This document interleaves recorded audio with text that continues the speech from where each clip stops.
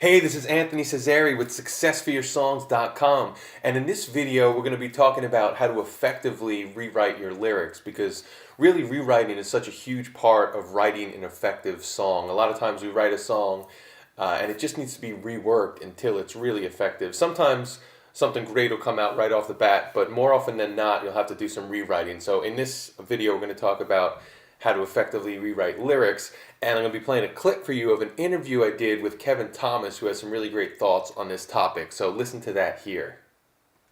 I think of it as all lyrics are written twice. You write it once, and then you go back line by line and make it better.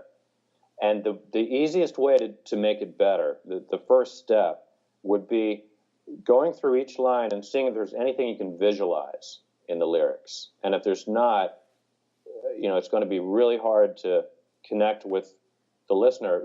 The listener has to really come to you and make sense of your words. Whereas if you provide them images, these images pop up in their minds, but not just images that you created for them. There'll be images of their memories of something similar. For instance, if I have a lyric where I talk about a bed, the bed was unmade.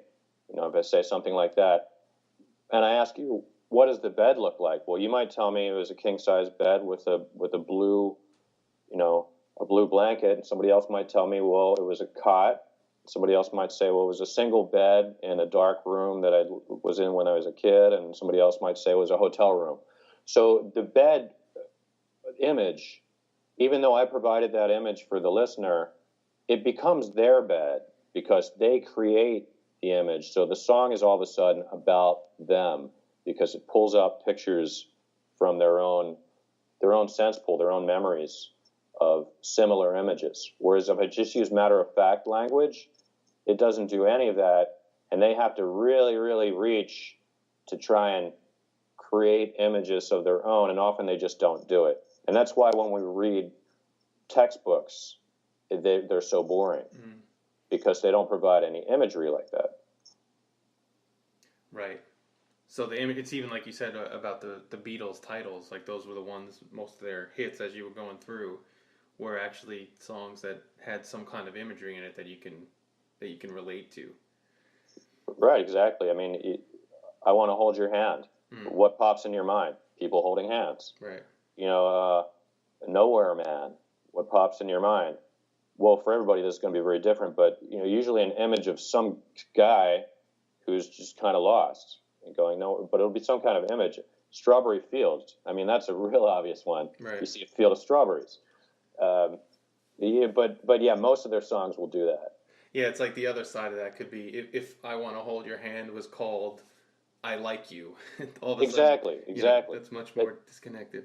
That's the perfect example of a good hook and a not so good one. Right. Is I Like You is it doesn't pull up a picture, but if you said something like I don't even something like I like your eyes. I mean, all of a sudden everybody's visualizing eyes of somebody else that they knew or saw at one time. Yeah, and then I think going back to what you said earlier about lyrics, if you come up with things like this and then you go back line by line and rewrite them, you can just keep getting more and more descriptive and just be able to pull people more and more into your story. Instead of if you just kind of accept the first thing that you plop down on the page. Right. Yeah. Right. And often if it took you 10 minutes to write a verse, and the second step of going back and rewriting and putting in images will take you at least a half an hour. It'll take you much longer. Right. So you have to keep that in mind. The rewriting process takes longer than the initial writing of the song, and so you have to be prepared to put in that time. Yeah, but it'll make it that much better. Especially once you're trying to still keep your rhymes and in your rhyme schemes and things like that. But that's the trick of songwriting, right?